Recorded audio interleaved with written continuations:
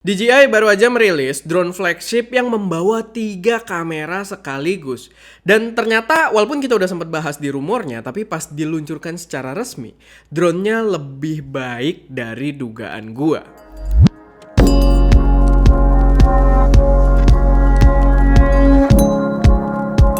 Halo semuanya, selamat datang di channel SM Media dengan gue Erwin. Dan pada video kali ini gue pengen bahas drone flagship yang baru aja dirilis dari DJI dengan nama DJI Mavic 3 Pro. Sebuah drone flagship yang menurut gue menarik banget karena di sini dia menerapkan 3 kamera sekaligus. Jadi kayak iPhone dengan bobanya gitu ya, tapi di sini di sebuah drone. Dan kalau berbicara soal harga, sebenarnya nggak beda jauh kayaknya sih sama iPhone yang paling tinggi ya, kalau yang versi basicnya di sini. Tapi ya harusnya lebih mahal karena ini adalah peralatan yang memang diperuntukkan untuk profesional. Dan gue harus tekenin dulu kalau di video ini bukan video review. Jadi di sini kita bahas impression dari video peluncurannya di luar sana dan dari review-review yang udah ada di luar sana. Gue sendiri belum dapat akses ke drone-nya, tapi kalau misalkan nanti dapat kesempatan dari DJI Indonesia, gue sangat welcome untuk buatin video reviewnya juga. Tapi di sini ya, gue bukan video review, kita bahas beberapa poin yang menurut gue penting banget buat kalian ketahui kalau kalian memang consider drone ini. Tapi sebelum masuk ke drone-nya, gue juga ada kabar yang lumayan kuat gitu ya, yang lumayan menggugah kalau kalian memang tertarik di dunia drone. Karena sebenarnya selain si Mavic 3 Pro kemarin keluar, itu di tanggal yang sama 25 April itu diluncurkan firmware update di mana kalian bisa mengendalikan jajaran drone Mavic 3 lineup. Kayak di sini gue ada Mavic 3 Classic, Mavic 3 dan Mavic 3 Pro itu semuanya tiga-tiganya plus satu lagi drone Mini 3 Pro yang kita pernah review juga, itu bisa dikendalikan dengan goggles FPV kayak gini dan menggunakan motion control 2 atau motion 2 namanya. Dan menurut gue itu adalah update yang seru banget. Jadi kita bisa ngendaliin tanpa remote, kita pakai motion 2, pakai FPV ini dan mengendalikan drone aerial kayak jajaran Mavic dan Mini 3 Pro. Dan balik lagi, menurut gue itu bakal seru banget. Gue udah tes juga, sempet tes sebentar doang sih, indoor juga gue ngetesnya di sini, coba update dan works, jalan. Cuman di video ini gue nggak mau bahas itu. Kalau kalian tertarik buat kita bahas di penggunaan aerial pakai FPV goggles tadi, silahkan komen di bawah biar nanti gue bikinin videonya. Tapi balik lagi ke Mavic 3 Pro sendiri, sebenarnya drone-nya cukup simple ya menurut gue. Cuman ada beberapa fakta yang cukup menarik aja. Jadi drone-nya ini sebenarnya dia adalah DJI Mavic 3 dengan kamera tambahan aja. Kalau Mavic 3 itu kameranya ada 2, ada kamera utama yang pakai sensor micro four third dan kamera tele 7 kali gitu ya, optical zoom-nya. Itu ditambahin lagi di sini dengan kamera yang semi tele, itu zoom-nya cuma X3 atau 3 kali gitu ya. Dan menurut gua ini jadi upgrade yang sebenarnya nggak terlalu signifikan, tapi secara value drone-nya bener-bener menarik banget. Kalau kita baca spesifikasi videonya sendiri yang dihasilkan itu kurang lebih sama. Dia mampu merekam video itu sampai resolusi 5,1K, 4K 120p atau 4K slow motion, dan 10-bit video. Cuman sama juga untuk yang ProRes videonya, itu kalau mau ngambil kita harus ngambil yang versi paling tingginya atau Cine. Sama persis, jadi di Mavic 3 Pro Cine atau di Mavic 3 Cine gitu, yang bawa storage SSD 1TB juga gitu.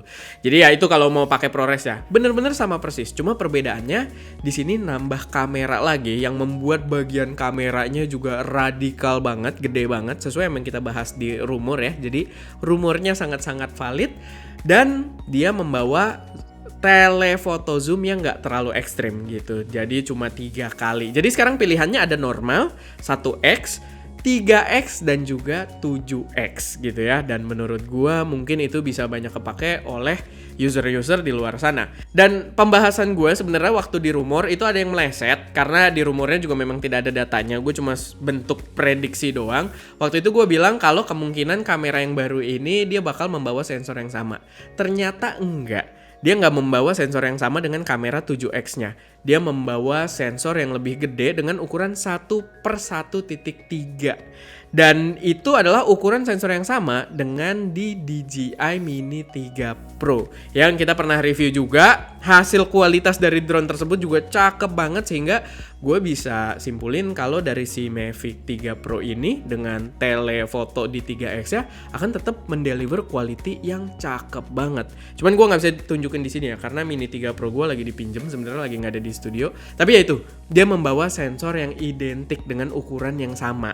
Cuman di sini dipakai untuk telefoto zoom di 3x-nya aja. Lalu prediksi gue yang kemarin itu juga ada satu lagi yang miss, dimana gue bilang kalau si DJI Mavic 3 Pro ini, karena masuk akal juga gitu ya, secara logika prediksi gue sangat masuk akal. Gue bilang kalau harganya pasti lebih mahal dari DJI Mavic 3. Cuman ternyata meleset. Pas gue lihat dia diluncurkan di Indonesia, itu harganya juga udah keluar buat kalian pre-order, dan harganya sama persis dengan DJI Mavic 3 ketika pertama keluar gitu. Walaupun di sini yang sinenya belum ditunjukin ya harganya berapa, tapi untuk yang versi paling rendahnya itu sama di 33.750.000, which is itu adalah harga Mavic 3 original. Itu yang harga versi murahnya gitu, yang paling terjangkaunya. Dan itu sama persis 33.750.000. Jadi ini agak menarik soalnya karena si Mavic 3 Pro ini menggantikan si Mavic 3. Bukan kayak versi yang berbeda. Paling nggak yang terlihat dari apa yang dilakukan DJI di sini seperti itu. Karena di akun yang banyak bikin rumor-rumor DJI-nya, itu dia ada ngepost kalau DJI Mavic 3 yang original itu mulai unavailable di beberapa toko-toko global. Jadi kayak oke, di replace gitu, digantiin. Dan kalau di Indonesia sendiri harganya buat si Mavic 3 karena mungkin masih ada stoknya gitu ya, itu masih dijual tapi harganya turun ke 31.350.000. Gua harus cross check dulu harganya, tapi itu turun sedikit.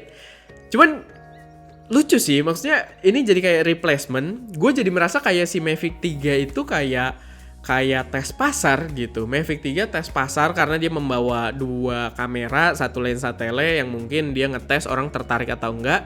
Di sini ternyata hasilnya mungkin orang-orang cukup tertarik, akhirnya dikeluarkan yang benerannya gitu si Mavic 3 Pro dan di harga yang sama gitu. Maksudnya gue jadi agak feel bad gitu buat orang-orang yang ngambil Mavic 3. Langkah yang bagus gue tidak ngambil Mavic 3 waktu itu karena di harga yang sama sekarang ya, karena ini teknologi juga ya. Teknologi emang biasanya begitu. Di harga yang sama sekarang kalian dapet yang lebih banget gitu ya.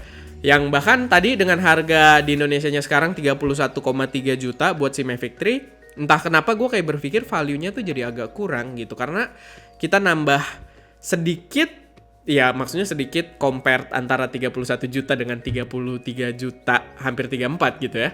Kita nambah sedikit, kita dapat kamera ketiga, kita dapat drone yang paling mewah gitu ya di jajaran Mavic, paling gengsinya gede, dan kita juga dapat kamera tambahan yang 3x-nya gua rasa lebih kepake dibandingkan 7x, dan kualitas gambar yang lebih bagus dari 7x-nya ya, karena sensornya lebih gede di 3x ini gitu. Jadi menurut gua value-nya kurang menarik si Mavic 3, kecuali di diskonnya lebih jauh lagi gitu. Tapi ya itu sesuatu yang menurut gue jadi pertimbangan cukup menarik gitu, karena menurut gue value-nya ya jelas jadi lebih oke si Mavic 3 Pro ini dibandingkan si Mavic 3. Buat hasilnya sendiri ya balik lagi kayak yang as expected juga, tidak beda jauh gitu ya kalau di sensor utama sama 7x-nya. Cuman di yang 3x-nya ini karena baru, gue bisa lihat kalau kualitasnya cukup menjanjikan juga. Dan karena telefotonya tuh agak semi gitu ya, agak netral, nggak yang terlalu ngezoom banget, gue rasa bakal bisa lebih kepake. Buat gue pribadi, gue nggak begitu tertarik sama telefoto zoom sebenarnya. Apalagi yang Mavic 3 kan dia langsung 7 kali banget gitu ya, langsung yang jauh banget. Jadi gue nggak begitu tertarik. Makanya gue juga lebih milih si Mavic 3 Classic ini karena menurut gue lebih masuk akal gitu. Dia membawa sensor yang paling gedenya, si micro four third-nya bisa 4K 120p juga, atau kalau kalian memang butuh agak ngezoom dikit secara digital juga nggak masalah karena dia bisa ngerekam 5,1K gitu kan untuk videonya. Jadi secara digital pun masih tahan.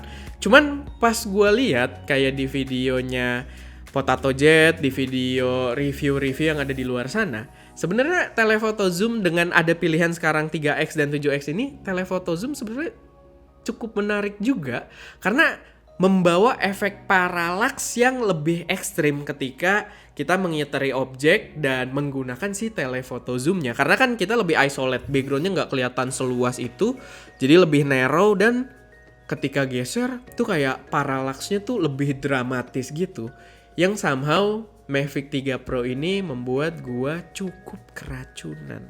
Tapi ya, kayaknya sih gua nggak bakal ngambil juga si Mavic 3 Pro ini. Karena buat penggunaan gua sekarang, Mavic 3 Classic udah sangat-sangat cukup.